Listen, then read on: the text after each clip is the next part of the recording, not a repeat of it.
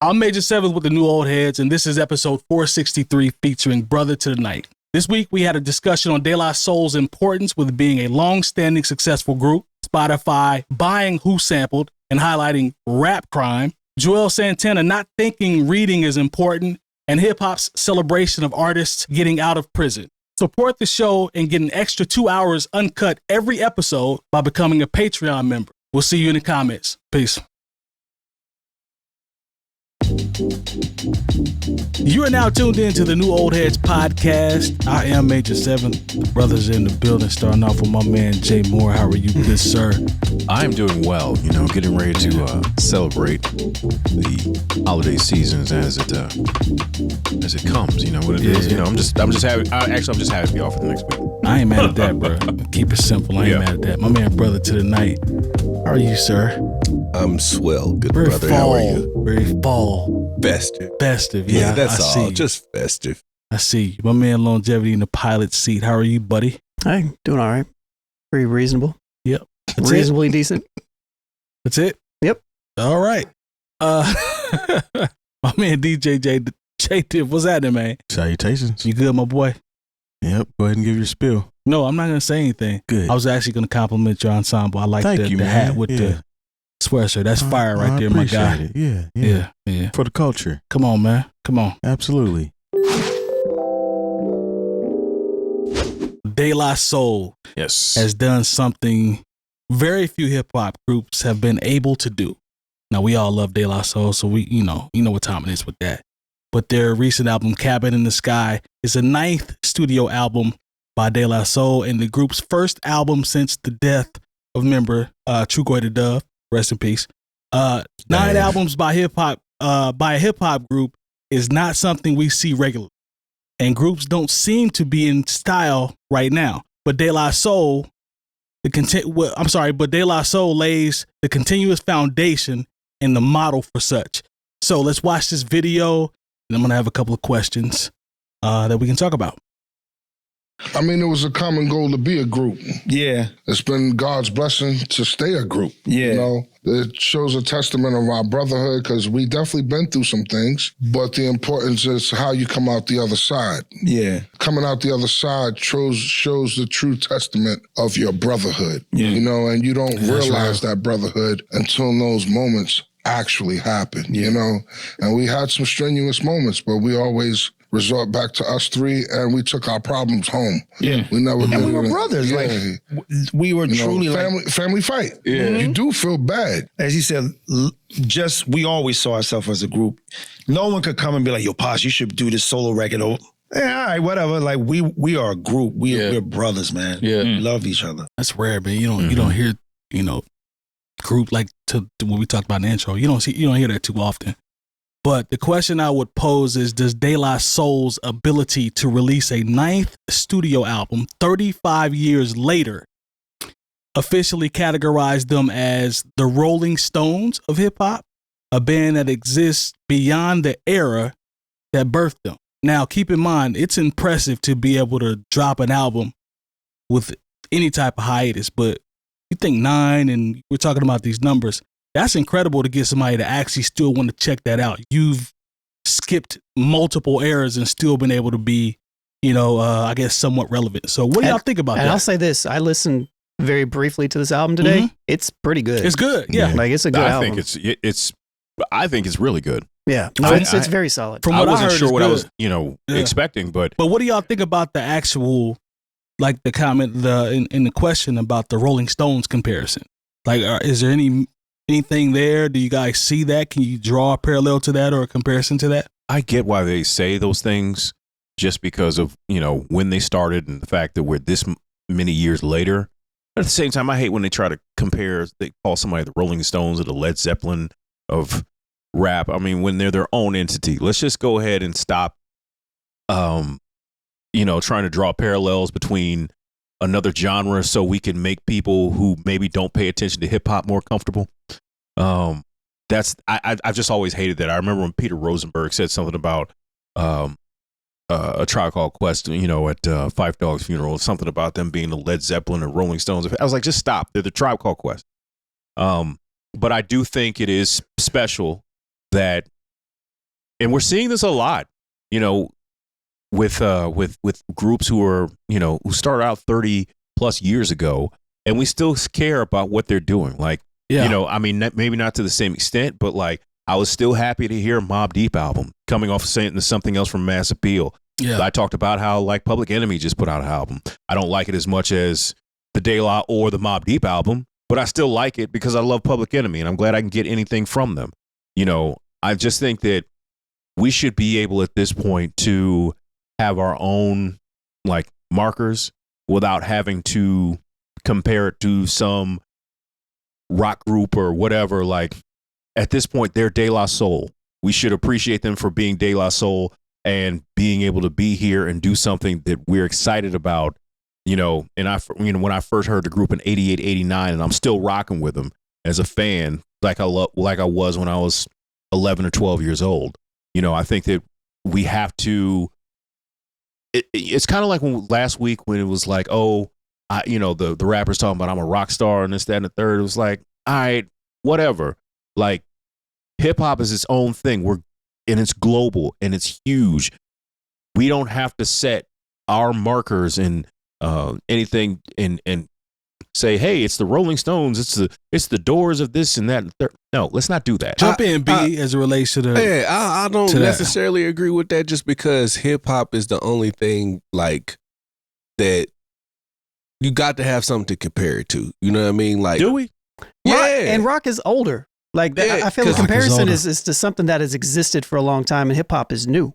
Yeah. I don't think it's like it's not anymore though. To me, this statement is not like, oh, in what type of way is De La Soul kind of exactly like the Rolling Stones? It's just like what the Rolling Stones represents to rock music is De La Soul, the same hip hop. Yeah, you know what I mean? Yeah. Kind of, sort of, but it's not a direct comparison. Yeah, to kind of bounce off of Jay's sentiment. There's different parameters, and you can kind of see it as a compliment, stating that, okay, they're standing the test of time and they're still doing it 35 years later, like the Rolling Stones. Sure. But when I'm comparing somebody to the Rolling Stones, and this is not to take anything away from De La Soul.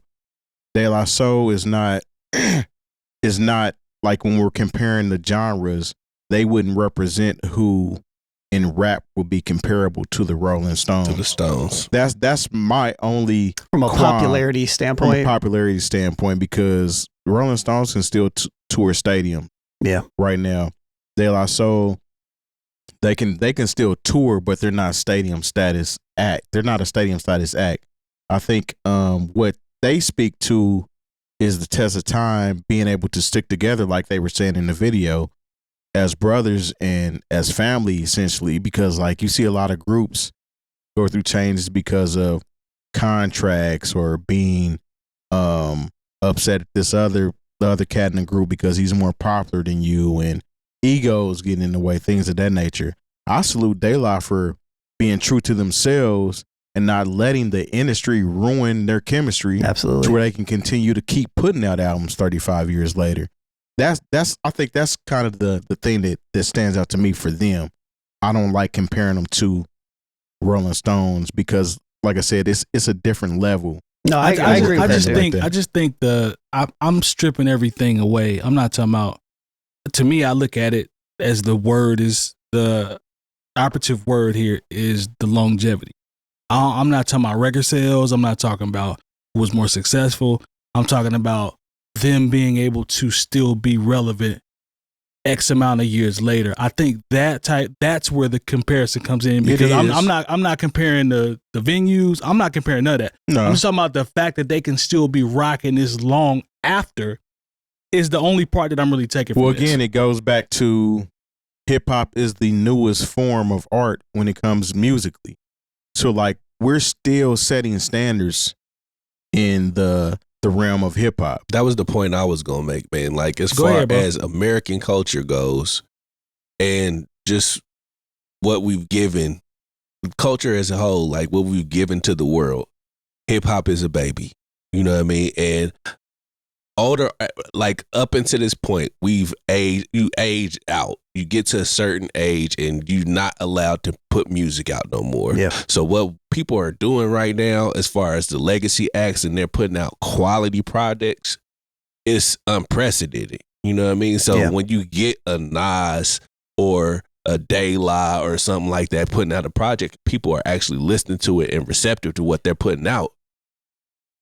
That's big for the culture. It's still being written. That's big. It's literally still being written. But that's what they're saying. Like that's why that's the only thing you have to compare, right? Is to rock right now, because a new form of music that's come out. You know what I mean? And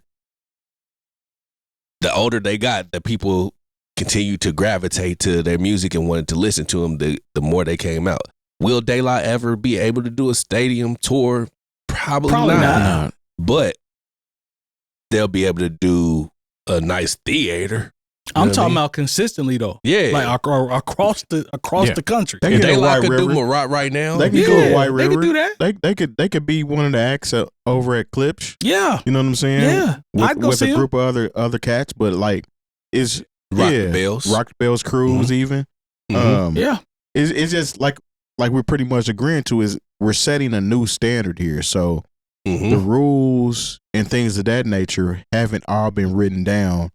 And it's just new to us because we've grew up with hip hop, and hip hop has grew up at the same exact time as us. That's true. So we're seeing how it transcends and transforms and turns into other genres that were already out before we were born. And it just is what it is, man. We have to appreciate it for what it is and be respectful that these artists didn't let people tell them, you're 25 years old, you ain't supposed to rap no more. Yeah. Like, you know what I'm saying? Respectfully, there's certain acts I just don't care to see anymore. Like I don't want to go nowhere and see MC Shan.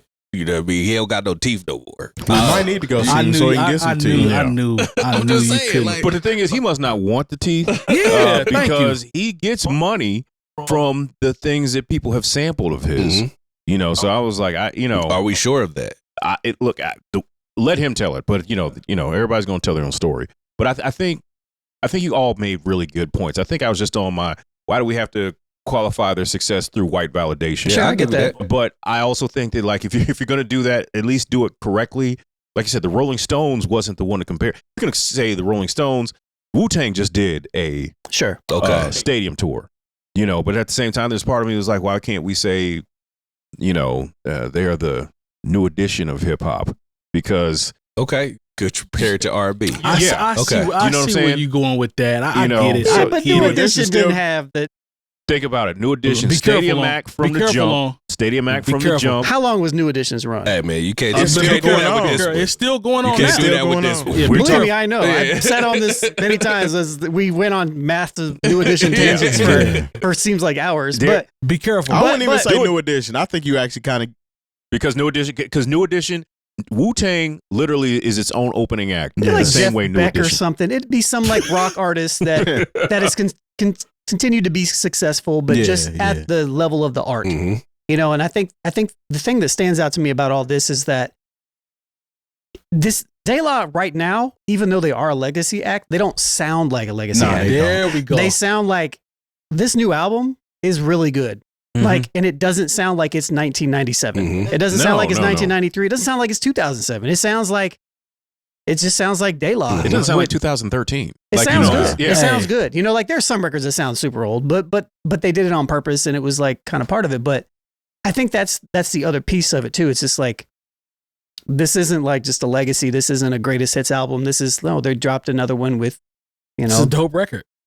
We still out here doing it. 35 years, which is a very long time as a group. Which is the big piece. That's as a impressive. Group. Never broke up. Outkast stopped in like 2003, 4, somewhere around there. So it's like we typically call them one of the greatest, if not the greatest hip hop groups of ever, if you want to call them a duo or a group or whatever. But like group, sometimes they have people some influence on them. Absolutely. Like because when we start talking about influence. That's more so the talk that I think De La Soul gets in the rap game is what they influence. But even still with this, when we talk about all of the historic groups, 2 or more people, there's always something. Tribe dropped something, right after Fife passed, was it? Right after Fife passed. But De La put out a record like around that same time. Around the same time as well. That was a good album too. And the Anonymous Nobody. But what I'm saying is like, you don't see this in hip hop. You don't see groups stick together over multiple decades and continue to do this. This to me, that's why this is unprecedented. And the music still be. Yeah, that as well. You know what I mean? Because that's the part. It doesn't sound like they're trying to fit a mode. Nope. I'm gonna be honest. They're just continuing to do them, What and they've they're always doing it at done. a high level. Yeah. I'm gonna be honest, man. We got it from here. Mm-hmm. You did. There's some joints on there. All right. But Fife was gone. Yeah. They're trying to. I Fife think was that's gone. what makes me feel like this De La record is so good because they were trying to piece records around what Fife had left back then. But this one wasn't. Like I said, usually I'm not into these kind of releases where everybody in the group doesn't have a certain level of input because somebody just has transitioned to their spiritual essence. I don't feel that about this. No, this because it's not. That's not what this is. Yeah. These are like done songs. Yeah. You know. So I like how they was chopping some of the songs up would be one half, and then the beat and mood would completely change for the whole second half of the song. Yeah.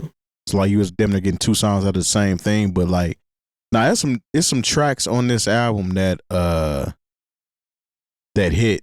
Yeah. Like both sonically and like emotionally, like some of the content matter on there. Mm-hmm. You know what I'm saying? So that's impressive. Like for them to still be able to tap into that, like, and that's what I give a group like De La Soul kudos for, is being able to maintain your integrity and your creativity through growing and advancing in the hip hop game. And that's the second question here, which is how important is it that we have an example of a group such as De La that has overcome what they have to be here and to be able to present? Yeah, I think it's very. I just think you want to go ahead. I think it's very important because we've talked about what we've seen over the few years, like the past years that we've watched. All of our favorites have had some type of issue, right? Think about EPMD, but I'm just talking about some of the upper echelon group. EPMD, they had issues. Naughty by Nature. Naughty by Nature, it had issues.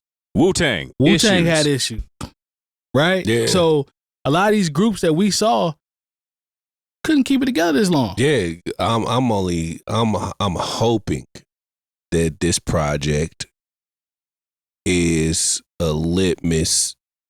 It gives from everything else. Yeah, and it gives an example for maybe a possible Outkast album. You know what I mean? That ain't gonna happen. I'm not getting Outkast. We're not getting Pete Rock and CL Smooth. I have given up. Yeah, I'll give up. I'll give up. I appreciate the wish. I'm hoping. Greedy hip hop fan wishes it's a thing. I'm hoping, man. A Tribe Called Cast still makes me want to throw up. So yeah, because we didn't get it, not that. Just because we didn't get it. Yeah. So, yeah, man. Yeah, I would really hope that just because I'm tired of Dre, telling you don't have reasons to rap, man. Like, you getting clear examples of. Yeah, you ain't gonna change that man's mind at this point. He gone. I was just disappointed. Like, you didn't even see him perform at the. I was disappointed in that too. Like, come on, man. You could at least said your song. These are your words. I agree with that. You gonna let somebody else come up there and f*** him up? Yeah, he was whack for that. Come on, man. That lets you know right there that he ain't for it. But at all. Like the pretty much what De La Soul was doing though is indeed setting a standard for what's to come. Later in hip hop. Like we said, this is being written right now. Yep. So it's letting people know that if you're really in here for the art and not just for a check, social media clicks and a check, then this is a lane for you to continue to grow for your whole career. You can do this after you're 30, 40, 50, 60. You know what I'm saying? And it is a check. It's just not the same. Yeah. Yeah. And they did it, like I said, they're brothers, friends for life type stuff, I think that's a cool thing as well, too. I also think that it's cool that, you can go to a De La show and you're not going to be mad if they performing new records. True. Yeah. You know what I mean? Because that's the thing sometimes. Like, you go to a show and like, oh, well, let me play you this new record. Man, I didn't come here for that. We didn't come I came for I'd be okay with that. The only old record that I really want to hear is Rock Cocaine Flow. Mm-hmm. But wow. Yeah, that's I want to hear a handful of they old shit, but I'm cool hearing all the new stuff. Stakes is high. Now, if 50 comes, I only want to hear your old shit. and your TV show theme songs. That's just because he hasn't given you anything new. If he give you some new heat. Nah, remember he dropped some stuff. Yeah, it wasn't it. No, I disagree, man. I like From what I heard, it Man. wasn't it. I like I'm the Man with Chris Brown. He'll give you some stuff. It just don't album. And we talking about he the had an product. album like He for real has, sense. though. Like I remember the Kanan tape. I'm the Man was on the Kanan tape. Was it? Yeah, I think Okay. he like him. There's a couple of He'll things give you though some before I stuff. self-destruct. Yeah, Like, he'll give you a couple records. I mean, but the stuff that he had that was big was so big that it's kind of hard to, say, oh yeah, that 50 Cent song from 2017. I'm with Terry on this one. Yeah, I'm cool. Yeah, I'm cool. They But Lie is definitely in their own lane. Even when you talk about groups and artists that came up around the same time as them and after them. You know what I'm saying? So they're still out here doing the same thing that they were doing then. Because if you think about when they dropped, they came out with Flowers and Daisies on the album. And then you got like NWA and Ice Cube records around it and Public Enemy. It made them stand out. So they've stood the test of time this long and have continued to remain true to themselves. So, all right. So Yeah. the Last point right it here. is the point that you made about 50. You know what I mean? And 50 reached a certain he reached a certain height in his music. You know what I mean? So is it that you can only continue to do this if you haven't made it to become a superstar? Like, because De La weren't never superstars, but if you become like a 50, because I tell you, I don't want to hear new Eminem records. I've heard Eminem records. I don't want to hear new 50 records, but all of these people became superstars. it's kind of the gift and the curse. The only example that I can think of that where somebody like that kind of came back was Jay on 444 a little bit. I feel like, I don't know. Maybe it's a stigma that they have, that they reach it a specific way. Maybe it's a certain level of artistic integrity that certain artists have. If they don't cross a specific point, they're just like, I'm just going to do me regardless. I'm not going to care about the charts and all these other, which De La, I don't think they've ever cared about that. Like, will we ever feel that way about Kendrick? I don't know, man. See, this is what I was going to say is certain artists cross a threshold into stardom and it makes them lose that spark. Touche. That created them in the first place.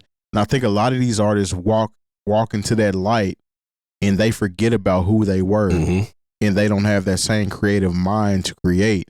It's all about commerce. De La has never made it to that point where they crossed over like that. Like they've had shoe deals, they've had music and movies and things of that nature, but I feel like they've remained still in a kind of, I hate to say safe area in hip hop, but they were still able to remain themselves and it not sway them either way. When you talk about other artists, I don't think they operate in the hip hop game as artists. They operate in it as commerce, essentially. You brought up Kendrick. I think Kendrick sees it a little differently. That's why it takes him a while to put out an album. I think it kind of leads to it gives people a little bit of credit when they put more passion into the work versus just pushing it out, just be throwing things out there. And a lot of artists that reach superstardom, that's how they mess up, or they start focusing on other things. I think another piece of this that's very important that we're kind of overlooking is all of the tribulations that De La Soul had to go through. Like they had a lot of stuff they had to work through, and all the stuff with Tommy Boy. Tommy Boy stuff, that's true too. That's a very, having that, like having to deal with all that through a major part of your time where you're supposed to be making, music is another piece that I think is very important. Yeah, that's true. Because I remember when they released all of their albums for free. Yep. I got them. Because they weren't putting nothing on streaming services. Yep. So they were missing out on all of that revenue and still weren't getting paid. Yeah, I don't think that stuff was on iTunes. It was nothing. It wasn't on nothing. There was no way to get it stuff unless you went out and bought the physical copies. It was crazy work. Yeah, I copped the whole collection too. Me when too. They dropped it. I did the same thing when Pharrell did. He dropped all of the Nerd and Chad. What was the group? Nerd? Neptune. Yeah. Oh, Neptune. All the Neptune stuff. He had dropped in one time back in the day, and I downloaded all that shit. And you can get all the back catalog of De La stuff now on their Bandcamp. They have a Bandcamp where you can get it. Okay, So Salute to them brothers, man, to be able to go through all of that and still be able to put out, dope product this long after you know, their younger days or their prime, if you will. So salute to them. I'm enjoying it. Nas and Primo actually is a real thing now. So it's trending in the right direction as it relates to the older artists. So I'm cool with that. Yeah. You are now listening to the New Old Heads podcast. Our official 1-hour episode is released every Saturday at noon Eastern, but we share the exclusive uncut 2-hour episode to our Patreon members early every Wednesday. The show is brought to you by Coleman Dental, Indie CD and Vinyl, and Bringing Down the Band, and most importantly, you. Support the show directly by becoming a member at patreon.com/newoldheads, where we embrace the new, respect the old, and remain ahead. Spotify buys the website WhoSampled, and it's horrible for many reasons. Now, the online database that documents rap crime, WhoSampled, Just open Mike Eagle. That's it. For sure. That's from him, right? Has been bought by the company that exploits and intentionally doesn't pay artists, Spotify. Now, this purchase showcases how capitalism and big tech will exploit artists to benefit the consumer while profiting off of the same artists they exploit and often don't even pay. So here's a video of Open Mike Eagle explaining his issue, and then we'll jump into a couple questions. This also pisses me off too, because what this is saying is they're going to make it where you can click on the sample and see other songs that sampled it. They won't even do that for like independent record labels. They won't make it where like if you click on my label Auto Reverse and it would show you all of the albums that Auto Reverse put out. Wouldn't that be helpful for me? And that's something that even the giant record labels have been asking Spotify to do for years. And it's refused to do a thing that might be helpful, but since it's bought its new database of music crime, it's going to make that clickable and easy to navigate. So let's say you're a very litigious copyright lawyer, and you'd like to you're awake and you've opened your newspaper and you're sipping your morning coffee and you're wondering, who could I sue today? It'll be really easy to just go on Spotify and click Clyde Stubblefield's or James Brown's Funky Drummer and just sue a bunch of people, many of which are probably inches away from the poorhouse as it is. Yeah. Yo, that's crazy, Much man. ado about nothing, if you ask me. And the only reason I say that is because it only matters. You only going to get sued if you really successful. My brother, historically. Yeah, you know what I mean? Historically, that's the case. There it is. But I know where he's going. But yeah. Yeah, I don't see anybody getting sued that is making pennies on the dollar for their 1,000 songs. Their song got 1,000 plays on Spotify. Somebody will come for that half penny. Here's my thing, right? The thing is, it's more than that, though. So let me get this straight. A website that already doesn't give a shit about artists is going to take it to the 10th power and start listing samples for certain records just based off what Open Mic was talking about. This is an easy fix. Everybody take all of your shit off Spotify. Hey, Spotify is not the only streaming platform. There's no reason that you should want to put anything on Spotify at this point in time. No, like this is literally telling you, stay away from them. Even if you already had some samples cleared. Let's say you did some shit like we talked about Mobb Deep earlier. Shook One's Part 2, if you didn't know what that sample was, there's no way you would figure it out. So imagine if that came out today. This was back then when they were telling you that we got this sample and this is where I sampled it from, things of that nature. You have other people working against you that are supposed to be music fans, telling who you sampled this from, uploading it to a streaming service that gives you fractions of a penny on the dollar. If it pays you. And you still want to use this service. So knowing this information, honestly, 100%, if you decide you want to use Spotify, you're in the wrong because you don't care about your own career. I just think it's I 100% agree with that. I think, first of all, he's right to your point, Terry, about just pulling it off. I'm with you 100%. But I guess another part of it to me is you are making one of the foundations of hip hop it's almost like you're trying to make it disappear because sampling has always been a part of it. Now, if you choose to do that, it's the foundation. We can get into this conversation about if you want to or if you don't, like Lone said, that's cool. But it's almost like I take it as you're promoting it to be like, y'all stop sampling because XYZ might happen. And it's a part of everything. It's a part of the foundation. Mm-hmm. So the sample snitching this open is beyond dangerous, like, bro. not only am I not going to pay you what I should pay you, but I'm going to help other people get paid off of the stuff that you're uploading into my service to pay me and give you fractions of a penny on the dollar. That's crazy work. I'm cool, man. That's crazy work. There's no way that anybody should be using Spotify anymore. I don't think people should be using Spotify as a consumer. Yeah, that's what I'm saying. Yeah. Like, I don't think that you really care about music if you use Spotify. Yeah. And that's a big statement. And quite honestly, you know, if you set all this up and it basically, Spotify is basically a sample snitching apparatus app, if you will, apparatus, whatever. The people who wind up being sued or the beneficiaries of, you're not going to see any money either. Mm-mm. You know, I think this is just something to make a bunch of lawyers and bean counters rich. Yep. I don't think it is going to benefit even the artists who have been sampled and say they do, you know, and because I want to, you know, if you're sampled, you deserve your due as well. Sure. But I don't think this is the way to do it. No, that's the piece. You know, because yeah, you were there when Jake One came here. Yep. Around the time of the first stimulus package. Mm-hmm. And it may have changed since then, you know, as far as, you know, his creative process.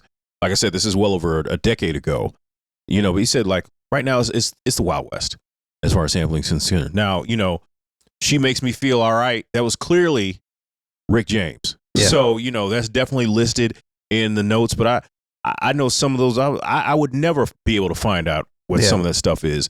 But if you start, you know, setting up who sampled, and then you put millions of dollars behind that, they're going to go through and find those albums that don't have all the samples listed. There's probably people who are getting paid just to go through and find out what samples are. Which was the point of this. Yeah. And so that's what I think is nasty work, because do I want some of those people to get paid? Yes, I do. But this isn't the way to do it, because they're not going to see, once you finish the lawyers and Spotify takes their cut. Yeah. Okay. And the lawyer takes his cut for doing this.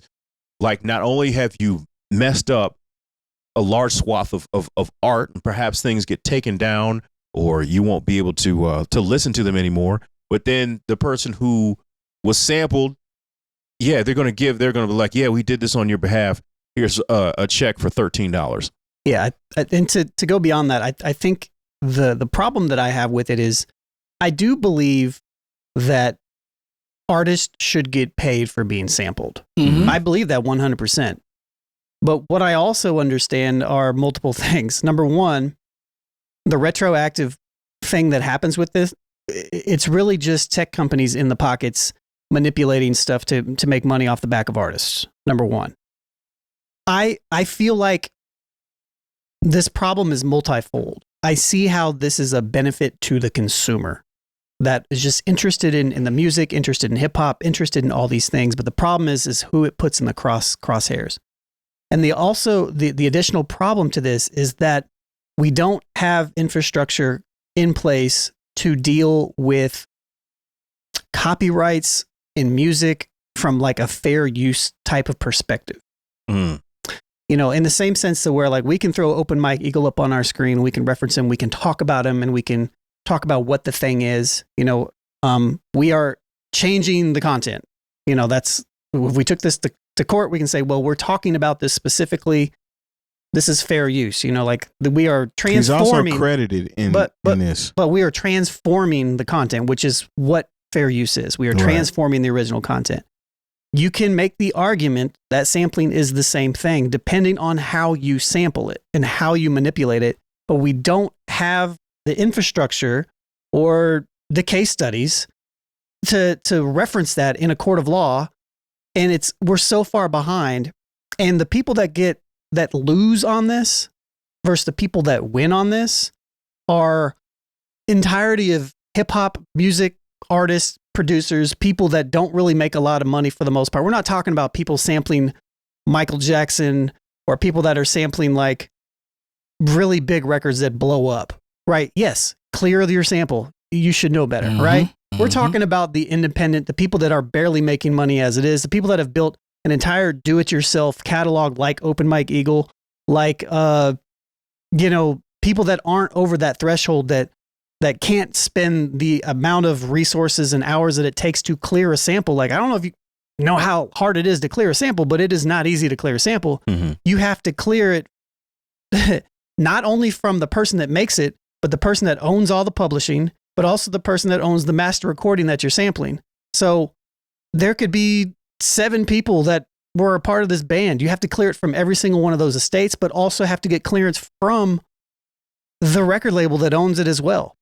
This is a long, expensive process that is not easy to do, and it just needs overhauled. And I feel like if the whole system was overhauled, which is what TrackLib was trying to do a little bit, with making it a little bit easier, I feel like artists would be more willing to not lie in the shadows when they were sampling, and people would clear things more often. But because it's such a ridiculous amount of money and all the things related to it, and it's intellectual property, and you have to verify, in which I understand, it's just a very interesting conversation back and forth, which I just happen, as somebody who samples, obviously I'm doing a very particular project right now that I'm not going to be able to clear. I've already looked into it, but it's too ridiculous to even try to clear.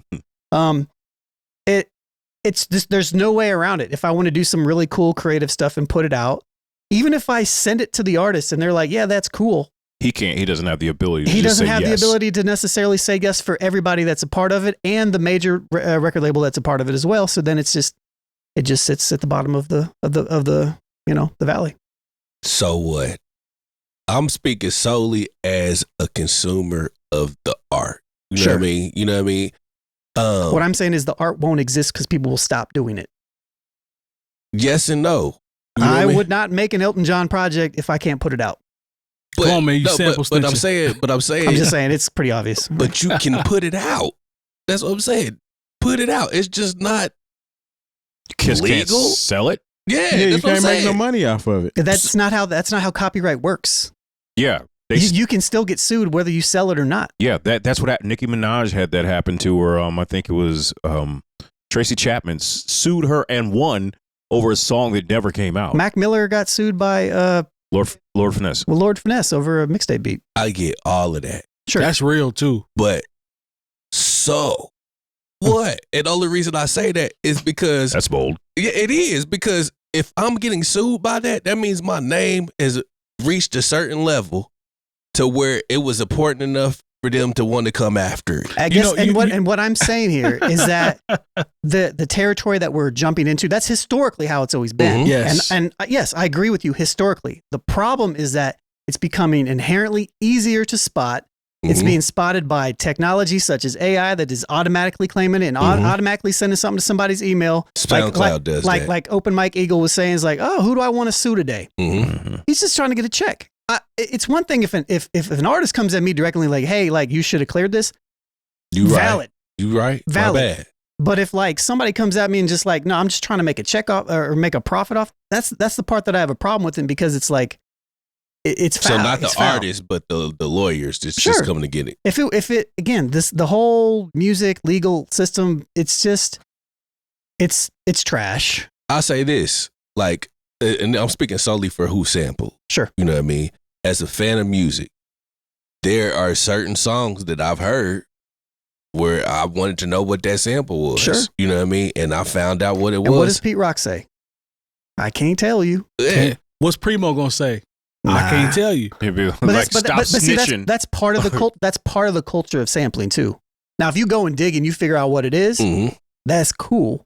You know, and that's always been part of it too. Like, yeah, okay, if you figure it out, then you can tell people about it. You know what I mean? But to go on a public forum in that particular type of manner and to spread it to a whole bunch of people beyond the culture of what it is, like this isn't like your homies. Yeah. This is like, I'm going to tell all these people over here, and anybody can just look at it and be like, oh, okay, I got an idea. Which lawyer is going to jump on this first? Yeah, you know, that's crazy and this is, work, to me, bro. this is going to accelerate that. Yes. You know? Yes. And there's not and the infrastructure isn't moving fast enough, in my opinion, to protect from this in this particular type of way. That's all that I'm saying. But I agree with what you're saying in general. But it's a good problem to have, but in the same token, it's like it's not a good problem to have because you're never going to make nothing out of it. And like we just had a conversation about De La Soul. They lost a lot of income and a lot of publicity and a lot from the career that's still moving. A lot of time. Based off of one sample that wasn't cleared off their album. The Turtles. It held up all of that. Pretty much all of their progression was held up from that. So, I mean, at the end of the day, Spotify does not care about any of the people that they employ, or they really don't employ you because you're getting fractions of a penny of a dollar. It's not employee. No, but penny. they're actual employees. Yeah, they're actual employees, but they don't care about anybody in the music business. They're a tech company. They're a marketing agency, essentially. And that's the way that I tell young music producers and young artists. I was like, look at Spotify. If you're going to use Spotify, monthly plays, all that stuff, don't worry about making money off of it. Use it as a marketing tool. You're going to make money on this other app like Bandcamp or something where you can directly contact people that want to buy your stuff. That was my point. But and look, all of us still utilize these platforms. You know, like I don't use Spotify. I don't use it. So like I literally practicing when I'm preaching. Like I don't use it. I don't either. You know, and if you use it, I get it because convenience is king. I understand that. But like I hope that more people's, I've even thought about taking our podcast off Spotify, but I know, shit, they're making money off us. I'm sure they're running ads on our shit. Yeah. Anyways, sorry, Mike, what were you gonna say? No, you good. I was just talking about what B was talking about in terms of we used to say that to each other. Well, when we get there, we'll deal with it. Yeah. me and Lone used to say that all the time. So we get there, we'll deal with it. But there's an underground there's a layer of artists that have made a name off of this, per se, when it talks about the chopping samples and stuff, which has led them to get shows, to get booked, to sell merch, to be on Bandcamp. And let's be clear, they're paying for samples as well.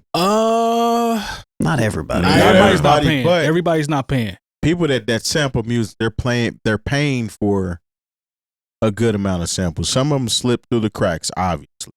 I guess what I'm saying is, I'm not even talking about the mainstream or the second stream, whatever. I'm talking about like fourth, fifth, like down there. Yeah. There are plenty of people that I know that I'm a huge fan of that have been immaculate at chopping samples and putting records out. This affects them too. So, like, for instance, I'm only saying this because I'm a fan. Like, so Apollo Brown. Okay. You know what I mean? Apollo Brown, he puts out a project. I'm pretty sure it's going to be littered with samples. Sure. Yep. But there's already, like, you already going to find that information on who sampled already. Like, he probably didn't put it on there, but somebody's going to have that information on there. His actual samples? Yeah. I mean, I think the people that I'm like directly referencing like these is like Alchemist. Okay. Derringer, got a whole section. Madlib, the Nazis, like people that are like in that type of realm, people that produce for like Little Brother, people that produce for acts of that range. Yeah. These type of artists may or may not be clearing samples, depending on how big that release is. There you go. And, there's an underbelly. I think another, I could talk about this forever. Yeah, we can talk about this all night. I was about to say, I love every producer you just mentioned. Yeah. I don't even want to mention them because it's like, like the fans might be watching. Yeah. You know what I'm saying? There's so many people that I know that are incredible producers that are in that lane. And they may clear their samples. I don't know, but more than likely not, though. Yeah, 100%. Just depending on what it is, Yeah, but there's people out here getting booked for tours and shows and beat sets and all that type of stuff based off doing this. So this is powerful, bro. Like you can really, if it grows, stop a lot of people from eating. And I think the thing that I have the biggest problem with this about too is the fact that like it kind of undermines the arts in general, because like we can say for so long, us as music producers and people that are in hip hop or make music or make creative arts, even us on this podcast, right? We create this value that we put out into the world, and so many people will look at that and say, well, it's just art. It's just like a song. It's not a real tangible thing, right? People just devalue the art so much that they'll say, well, if you get sued, it's okay, which is something that we subscribe to. Mhm. Yep. But we have to get rid of that mindset of like, no, like this is work. Mhm. What we're doing is work. We're putting value out there that we know that we're not getting paid for, that we should be getting paid for, Mhm. that it shouldn't be diminished in that particular type of way. And that is something that kind of like eats at me a little bit as well. It's just kind of like art isn't valued. Consumption is valued. We value the consumer. We value things from a consumer standpoint across the board. Everything. I'm guilty of it. Everybody here at this table is guilty of it because it's the ease of access. And it's hard to break those habits because it's so easy. And then all you're going to be asked to do is to do it again. Yeah. And the creative is getting pushed lower and lower down the. Yeah. Well, the problem is whatever you wanna they're call it. bastardizing hip hop as a whole. Like it seems like everything that comes out is totally against hip hop. Like even when we talked about the Billboard and artists Yeah. being removed from there, whether we care about Billboard charts or whatnot, it's still removing it from something that puts it in front of people. And it seems like everything that's new coming out is aimed towards bringing hip hop down and just pulling it from the forefront. And with that being said, I feel like that they should go 10 times harder and just continue to do exactly what they're doing, because that means that doing something right. I think that's where you're wrong though, man, because they not removing hip hop from anything because it's embedded in everything now. No, it is. You know what I mean? So what I'm saying is they're trying to remove it from the public eye. But you can't because it's in everything. It is, but they're It's trying. in pop music. So okay, so I'll take it down here because like there's levels to the rabbit hole. Mm-hmm. Like even when we talk about how the conservative Christians are calling hip hop and rap this, you need to listen to something else. It's a trickle down effect. I don't care if they listen to it or not. Even they But in the copying same- it though. Say that again. They say even they copy. They it. are exactly that It's kind their of own genre. yes. Gospel It's rap. it's very ironic that they're doing that. But what I'm saying is, from a corporate level, from a capitalism era or level, they're trying to tear down your way to get money because Okay. they think that you're doing it too well. You've got the attention of everybody. Everybody's looking at you to do this thing that you're doing. So they're trying to make it look like what you're doing is bad, is wrong. We're going to make it harder for you to do that if you continue to go down that lane. But the people that are really true to this, not new to this, are going to continue to do it. It doesn't affect what they're doing. That's not what I'm saying. It's showing. It's showing that they're trying to shine a different light How you on can what hip hop monetize it. actually is, and they don't want you to get what you're getting. Mm-hmm. They want to diminish what you're doing, and they're gonna find out that ain't nothing you can do to stop the show. No, I definitely feel that because, I remember at one point when Jay-Z did the whole Samsung thing, and I remember that. Initially they didn't want to count, the Album streams, sales, and it's like, hey, streams. no, and then he appealed, and then it was like new rules, and I think there are forces that are moving in a way to use that whole new rules idea against hip hop, to make it seem like, hey, your kids aren't as influenced by this as much as you think. They like this new country, they like, the K-pop Demon Hunters. They don't, the hip hop that, has been so dominant for the past 25 years really isn't as important as you think, and I think there is a concerted effort by certain powers to make that happen. Like I said, that may be my conspiracy brain working, but I also, like I said, we need to find something else to say other than outside. But, I'm outside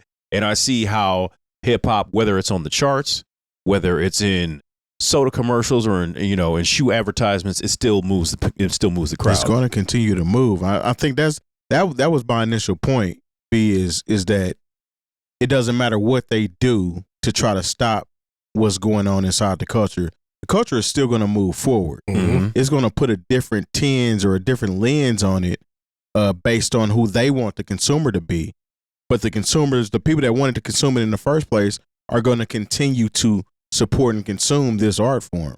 So that's more so my point, that corporate America is in the bed of some politicians and some people that want America to look a certain type of way, and they're going to continue to make it shift towards that way that they think is fixing things, so to speak. Yeah. But it's not going to change nothing. Not even fixing things, but I think it's just a situation where we can say, hey, that's not as important as it was 10 years ago. So we can move on.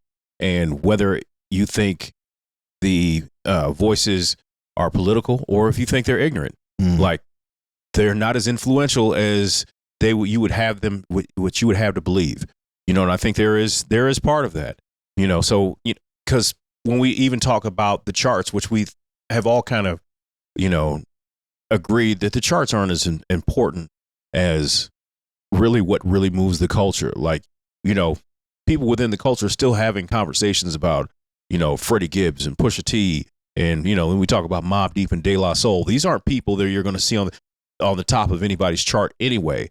But are they still part of culture and the gears that move this thing forward? Absolutely. Very much so. And I think, you know, when they say there's no hip hop on the top 40, I honestly, I was happy because I feel that's what I'm saying. I felt like, okay, this thing that was always ours is really ours again. When, you know, artists aren't creating music so they can get Happy Meal deals.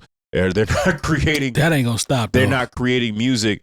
You know, everything is not like, okay, let's go ahead and do this for West Coast. Let's do this for the strip club. No, let's make an actual artistic, you know, expression that is more pure.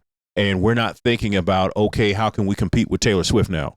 Because that's just not what, when we talk about Freddie, we talk about the clips, you know, anything that's coming from mass appeal. It's not, at one point, that's really what mainstream corporate hip hop was. It was a way to compete with those pop stars, with those rock stars. I see some of the best art I've seen in years, in a lot of it, and that's not part of the program. So, you know, and then when you see the stuff that is part of the program, because I remember like the week after, they're like, oh, well, look, Meg Thee Stallion is with her new song is at 37. Then I go look at the chart the next week, and it's, you know, at 80, 88. And then the week after that, it's gone.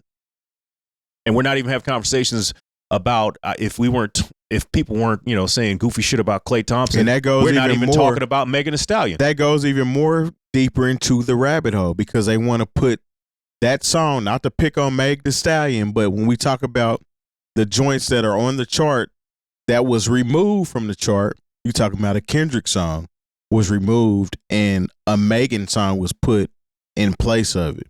They want to continue to demonize the art form that we call hip hop and make it look a certain way. So they're trying to sway you from trying to rock with it. These are little things that they're doing. They're all butterfly effects, so to speak, as far as steering people away from the culture that's pretty much maintained the #1 spot for years.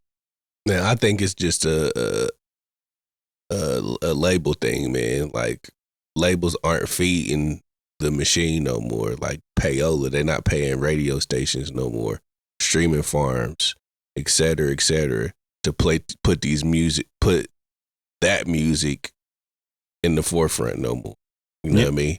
That's all it, because that's the only reason why I was there in the first place. That's why Drake records ain't been hitting like they have. Well, plus there's a lawsuit right now with the fake streams from Drake and being sued, which is kind of ironic, but very ironic. But we all know that that's how that works, right? Like we all know, allegedly, that these are all botted fake streams pushed, and the major labels are in bed with the streaming services, and they're pushing the artists they want through this because it's cheaper to buy botted farms than it is to to talk to program directors. Yes, I'm just saying. I think it was like way in the 2000s and so forth as well, like with payola and radio station record, record pools.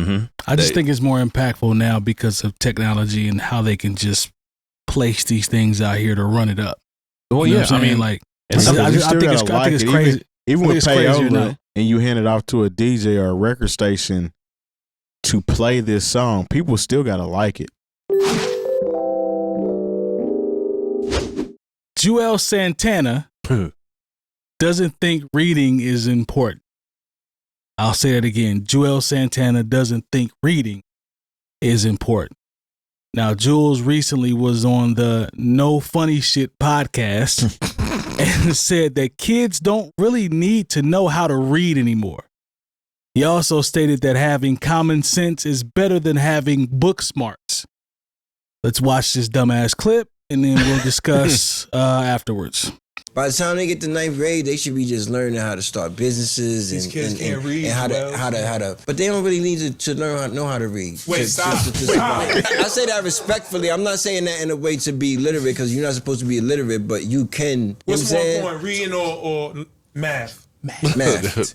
Told you. Math. I think you could listen to a book on YouTube. You can still obtain the information. And you don't have to know how to read. That's not reading and understanding. I believe common sense is better than everything. I'm a common sense nigga. I'd rather have zero book smarts and common sense, be able to read the room, be able to read life, be able to read people. I try to understand people, understand, you know what I'm saying? Like nowadays you can listen to a book. I just listen to the 48 Laws of Power, not to You gotta read your contract, Els. You don't have to understand. You can listen to that too. They got apps you can put it You in can and listen read to it that. to you. You can Are apps for that. Where do you think words come from? Man, my man smoked his teeth. Oh, man. This is like the 4th time I've seen this clip, and it makes me angrier and angrier every time I see it. I'm like, really, y'all? Like Juelz we shouldn't even say, like... he's devolved as a human. Drugs. So let me pose a question, man. Okay, I'm going to pose a question. So, is this a valid evolution of how we consume information? Or is this a dangerous mindset that leaves artists perpetually dependent on others to interpret reality popping peas for them? This is the dumbest topic. Not the top. You know what I mean. This is really stupid, bro. At least you can read it. How can we intellectualize? Yeah, like you need to read. It's it's almost like the question is too smart. Like this is stupid, man. It's like this is a poor example of using common sense because common sense should tell you that one of the basic things you should know how to do is read. My daughter is 5 and she can read. You talking about somebody that's in 9th grade. Granted, I do think that that common sense and experience contribute to a lot of your learning. Sure. But to say that knowing how to read is not necessary in the year of 2025 is crazy. It's kind of par for the course for where we're at right now in a way, if you kind of think about it. I'll try to rationalize what he's saying. Please make this make sense for me. We as humans have become too reliant on technology. Sure. That's fair. And essentially that's what he's saying. You know what I mean? Like, hell, I remember growing up, I could tell you at least 20 people that I knew's phone number. Mm-hmm. I do not remember anybody's phone number now outside of like I remember a couple of ones from back in the day, but if you ask me to tell you my sister's phone number, I couldn't tell you. That's true. You know what I mean? So I think technology is essentially just the more reliant we become on it, the dumber we become. That is absolutely true. But in the same token, common sense should let you know that if this shit goes down the drain tomorrow and you can't use none of this, because this is part of common sense too. I know that this shit can go awry. Remember when everybody thought that the internet or these apps and shit got hacked like maybe a month ago? We're kind of panicking. You should probably know what to do if that happens. Remember the panic when 2001 Y2K came about and they're panicking about losing all this information.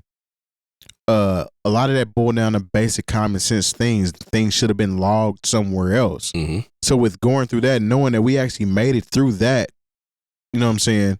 You should know that reading is fundamental. It's a building block of education. Come on, man. You should know how to do everything else before you know how to read. I don't give a damn where you work at or where you get hired at or whatever situation you're in. You're going to have to read at some point. Everybody cannot be Floyd Mayweather and R. Kelly. Come on, and man. we see what happened to R. Kelly. R. Kelly is broke right now because he did not know how to read. He's a songwriting motherfucker, but he don't know how to read. But maybe he didn't know what was in them contracts. Maybe he would have known how to hog tie. He don't know how to hog tie. I know, but maybe he would if he could read about how to hog tie. Why would I hog tie? I don't know how to hog tie, people. What would I hog tie? Why would he do that? But yeah, Money Mayweather is literally the richest illiterate person ever. Yeah, I mean, he knows how to count money. So that kind of goes to we're putting well, I ain't gonna say that because math and science is very important. I will say that. Yep. That goes to engineering and being able to make things if we don't have this technology and shit to be about. But you have to know how to read too. That's part of it as well. What do you think these papers are written in when you like as an engineer, or as a scientist, do you think you just use symbols with your hands? Like no, you just read it. You just study financial literacy courses and you're it'll still help you read reading it. something. To Byron's point, from a little bit of bail here, a little bit, because who knows where technology is turning in the future? Okay. Who knows if everything is documented in the future? Maybe books are literally everything is just auditory, or I know it's not going to be because people are deaf and people are, and it's absolutely dangerous. It's not going to be. But how we catalog stuff, sure, regularly. I mean, that could change to some degree. Remember when you had to buy your TI calculator? Come on, right? And we were told that, man, you got to know how to do these multiplication and this division. And now you see these TikToks where people don't know PEMDAS or whatever it's called. The parentheses, PDM, whatever it's PEMDAS. PEMDAS or whatever, you know. Yeah. Please excuse don't my understand dear how Aunt Sally. I see you, brother. PEMDAS. At first I was like, what the hell? I see you over there, brother. Yeah, there's a division in there. So there's a PEMDAS or whatever. But maybe there's some sort of in between where reading is not necessarily as fundamental and necessary in the same way that like doing high complex division and multiplication and calculus and things of that nature are for some people. Mm-hmm. But it's always going to be a foundational building block structure. At the bare minimum, bro, you still have to know how to read. And one more thing, it's not a flex like this fellow over here who's like, I told y'all in the video. I told y'all about math. It's not a flex. It's not a flex to not know how to read. Yeah, I'm just saying. That's what stupid. happens when batteries aren't included, because you can get some shit and you can't read it because you don't have a power source. You know what's crazy? Do you remember that movie? I do. You know what's crazy, bro? He's dead serious though. This is real. Yeah, This is not cloud chasing. He's dead serious. He smoked his teeth. Remember how upset people were when cursive writing was taken out of the curriculum? Couldn't write cursive if you ask me right now. Yeah, both of them. It's the same thing. Tomato. There's a stop. Correctly. Don't do that long. Don't do that. Yeah, but people were upset about that. Yeah, because kids couldn't read cursive. Mm-hmm. So we're talking about not being able to read, I guess, essentially a different language to them now because they can't read it. Yeah, English. It's still English, but they can't read it. It looks like, I don't know, graffiti or hieroglyph. I can't say shit today. Hieroglyphics. There you go. Thank you. It's this. It's all good. They're not. Put it down. They're not sponsoring us. Put it down. No, it feels great. Show would be nice. But anyway, they were up in arms about them not being able to read. Yeah. You know what I'm saying? Mm-hmm. Cursive writing. He's talking about not being able to read at all. Just period. Is not important. I think it speaks to the drastic, crazy amount of anti-intellectualism that we also see in the world today. Mm-hmm. You know, I'm somebody who, like, if I say that there's like one thing that I do within life that I enjoy, it's learning. Yeah. And it's weird to me when people don't kind of have that same type of. You've always been that way though. Yeah. I just love learning. It's the easiest thing to do. You know, you just learn new stuff. Doesn't cost you anything. Most of the time. Yeah, and you grow throughout time and stuff. But it feels like it's like moving towards this like making it easier. But I think to myself, like, for what? Yeah. Like to not want to read. Like, what is the benefit there?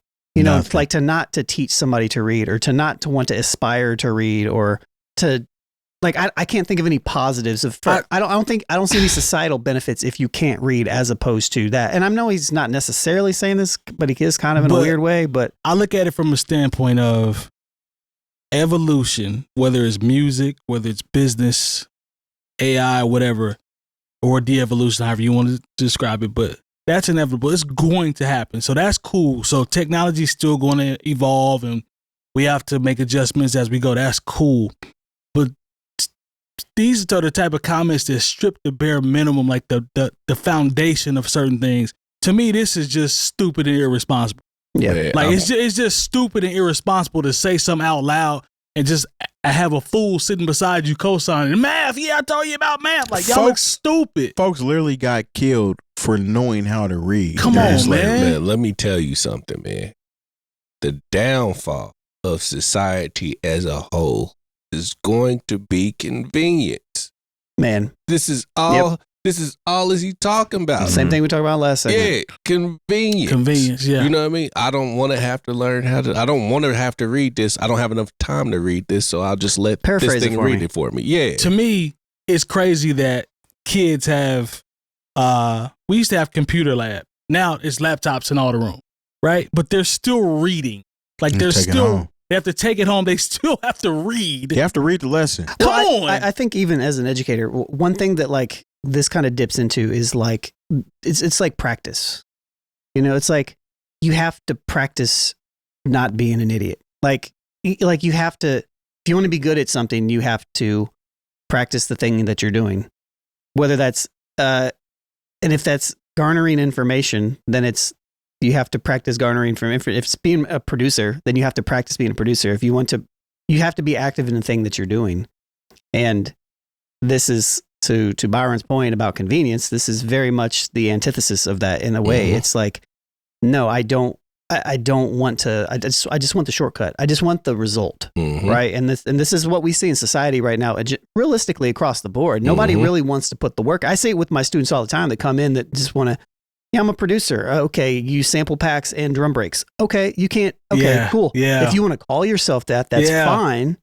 But if you can't make it, then, you know, like the end result isn't the thing. Like you can have an end product that has like that's what it looks like, but you can't call yourself that if you can't create it. You remember how we can't come up with it? You remember how we used to talk about just you and I, the concept of 10,000 hours. Yep. That's being erased. Malcolm Gladwell. Yep. Like that's being erased now. And now it's like, what is the quickest, fastest, and most efficient way that I can get from here to here with the least path of resistance?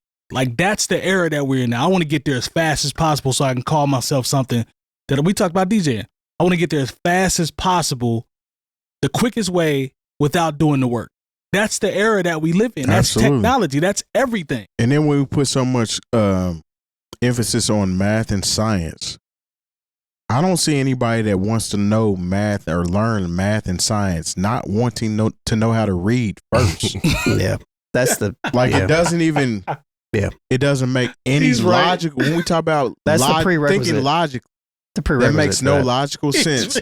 Right. That I want to skip straight to knowing how to the run a periodic table and doing these math equations. I don't care about reading, but I definitely want to know how to do these formulas and know what the periodic table is. If you don't know how to read, you can't even read the periodic table. This is where we get flat earthers from. This is oh my god. This is where we get this is where we get the yeah, never mind. Well, Terry said we want to skip right to the periodic table. No, without knowing how to read. I think don't even know what part the of letters it are doing. Is, and I think it goes to what Byron said about convenience is, I just remember there was a time, I mean, it wasn't that long ago. I make it seem like in the olden days, but, just in my algebra class, you couldn't just show up with the answers. Yep. You had to show your work. Yep.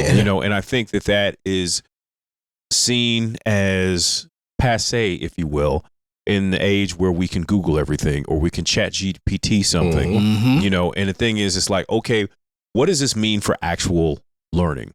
Okay. Yeah. I think now, I mean, there's probably kids, it's probably a combination of COVID and remote learning and the advent of certain technologies that have created students, if you will, yes, the phones, that don't have any real value in research and actual, finding the answers through studying. Because it's like, why would I do that when I can just set up some prompts? I just remember, but once again, we're coming from an era, like I said, And it's not that long ago where we had to go and understand the Dewey Decimal System. You know, you had to learn how to read a map. Yep. You had to know how to, once again, show your work. All those things are gone. Write in cursive. Yep. You know, I mean, I talked to one of my vendors because, like, I'm writing checks for, you know, whatever. And, you know, I'm like, what do people do when they don't know how to write in cursive? I know you must deal with a few of those. It's like they just write everything out basically almost in block lettering. Technically, so weird. The only thing they got to make sure they get right is the numbers, which is crazy. But, you know, this is where we are right now. And I don't think they were saying, you know, like, you know, trying to discourage kids from, you know, reading so they can get a pan pizza or whatever. But I'm just saying, like, but see, the thing is, even if that's not what they're saying, there's going to be somebody's kid who sees, like, see, that's why I don't read during the summer. Yeah, it's the guy standing next to him. Time. It was literally the guy sitting next to him. I told you math and science. Yeah, and so they're like, I'm gonna just do some math problems so I can count this money. You know, sit your dumb ass down. You know, like somewhere. with it reminded me of that scene in Belly where, you know, DMX's character was like, yeah, Shorty can't eat no books, son. When's the last time you read anything, man? Never, motherfucker. What you need to start thinking about is your motherfucking seed, man. Because Shorty can't eat no books, dog. You know, and I was just like, okay, here we are. And 25 years later, this is where we are. Shorty can't eat no books. And that's the name of the episode. Shorty can't eat no books. Go ahead, B. Guys. I like that. Are we overreacting here? Drugs. Yeah. I mean, I think that's probably part of it too. Drugs. Teeth. I kept saying it. You did. But the then you man smoked his teeth. That is true. But then you got homie next to him. What's his excuse? Dumb smart guy. Drugs. Dumb smart guy. Yeah. Gotta be. Everybody know a dumb smart dude. Yeah. High. Smoke weed. You know, he one of them dudes that, you know, you smoke a blunt with, and then, you know, he'll come with something that sounds brilliant while you're high. Yeah. That's what that is? Yeah. You know, like, have you ever cooked a brick? No. Type of but show. think about it. Yeah. I'm just saying, like, you do that. You have to. Yeah, you have to. Don't answer that, You know what, ladies? I'm going to give the Don't ladies some answer that, advice. brother. Sometimes we don't always talk. We don't always talk to the ladies. I know what you mean. Ladies, maybe this will help. Stop dudes that don't have any books in their home. Well, that's the problem. They gonna go because you got money, or just because you have the book doesn't mean you read it. Hey, I would like. Hey, maybe just on accident you might pick up the book and read it when the internet is down. I don't know, but like. Not if you can't read. Well, it all goes back to not being able to read. Like I said, I think they just are. I don't even think. Like I said, this is a little bit of bail. I'll shoot them. I don't think they don't think, hey, kids, reading. I think it's about like them saying, hey, reading doesn't have the same value as it did maybe 40 years ago. Yeah. Well, just reading's not going to make you money. Yeah, exactly. You're not going to get paid for reading. But say that instead. I got ChatGPT will read me my contract. But say that instead of saying. Meanwhile, the lawyer can read. Yep. Say that instead of saying reading, we should just teach financial literacy. What? I will say that common sense is very important. It is. It is. Like, so. But it's also not something you can define as like. Touche. I can still got no because that whole statement is not common sense. Yeah. Look, somebody with common sense that doesn't know how to read. No, in their head is like, I'm talking about. I really wish I knew how to read because that common sense kicked in. Yeah. I'm talking about him. We're talking about the common sense. I'd rather have common sense than be book smart. Yeah, because well, that's different. I know somebody. There was one person in particular. She's very intelligent when it came to book smarts. Not a lick of common sense. Yeah, that's I a real understand thing. that. Yeah, that's a different. real I know thing. a lot of people like that that had the knowledge and could, you know what I'm saying, get good grades in school, but their common sense was very lacking. So common sense is a very good trait to have. This is the wisdom. You need a little bit of all of it. You need all of it, yeah. You know, you need the common sense, the basic book smarts, and some other stuff as well. Yeah, but just don't all accumulate. Don't this cut is already, reading all the way out 100%. This is already where I know it's a problem.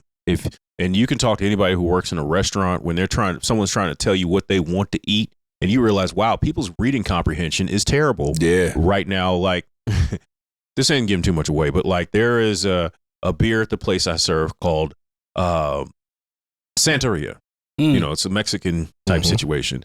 Do you know how many people across all different ethnic and economic lines come in and be like, can I get one of those Sanitarias? First of all, I wouldn't want to drink anything called sanitarium. Yeah. But it's like, I don't correct them because I'm like, okay, that's what they asked for. I know what they're talking about. But let me go get this bucket of mop water in the back. But that's just the crazy thing I see now. I was like, you could have just sounded it out. It's not like there's a bunch of cues or anything in there. Like, you could have figured this out if you'd have just taken the time, but you didn't want to. And there's a lot of people, just if you work in the restaurant industry, who can't pronounce the things that they want to eat. So you can imagine if you extrapolate that to, actually reading books and try because he read books, he know how to say extrapolate. And try to actually interpret the things that you're reading so you could, make sense of what's going on in the world. If you can barely order a beer, or you're not being ironic when you say quesadilla. Like burns my buns. What about Quazo? Quazo instead of queso. I mean, so just I don't be a I thought you was gonna play with my frog ass dude out here. You mean I thought you were gonna play with my frog? You're a better man than me because I'm definitely correcting. You're correcting? I don't have time. I was like, look, there's 3 people behind you. You would have corrected me if I said, let me get a burger and fries. What you want to drink? Let me get one of them planetariums. I'm like, what the hell are you talking about? Planetarium. Can you read, sir? Yeah. So there's no, okay. Unfortunately, we do not carry that beer. I need you to pronounce that. That one right there. What is that one right there. Point the picture of the thing. If I can point sound it out. Let me can only read break colors. it down by syllables. Yo, you gonna not let me order my drink if I can't sound it out? If I point to it on the menu? You can point to it, but can you sound that out for what me? if I can? Yeah. Mans can only read colors, man. Too much then. Yeah, you asking for too much. Then if I can point to it, you should go get it. Dog. Don't shame people whose favorite color is 5. Yeah, man. God bless Cardi. Yeah, shout out to Cardi on that. That was funny, by the way. It was hilarious. Let's get it together, man. There needs to be more. There needs to be more after school specials coming on. NewOldHeads.com for all the education you need this year. If you see it, like it, subscribe. Don't forget to hit any bell for notifications. And we also love 5-star ratings and rankings. Also, don't forget to check out our Patreon where you can get our unedited full episodes. We appreciate your support, and we'll see y'all next week. Peace.